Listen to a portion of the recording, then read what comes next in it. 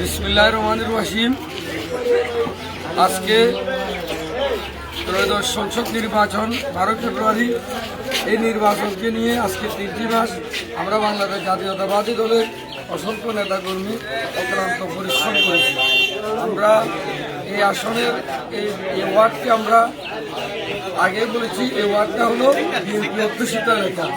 তার মধ্যে আমাদের কিছুটা ভয় ছিল যে গুপ্ত সংগঠন যারা ছিল তারা গুপ্তভাবে মানুষের অর্থের বিনিময় বিবেক নষ্ট করে দিচ্ছিল, তারপর জান্নাতের বিনিময়ে বিবেক নষ্ট করে দিয়েছিল। আমরা তা থেকে পেতনা থেকে এই ওয়ার্ডকে সুরক্ষার জন্য আমরা অক্লান্তভাবে নেতাকর্মীরা পরিশ্রম করেছি। আমরা আমাদের প্রিয় নেতা রফিকুল আলম ফজলু ভাইকে বলেছিলাম যে আপনি আমাদের এই ওয়ার্ডকে নিয়ে চিন্তাযুক্ত করব। এখন পর্যন্ত সকাল 8টা থেকে যে উপস্থিতি দেখতেছি, আমার মনে হচ্ছে 80 থেকে 85% ভোট কাস্ট হবে।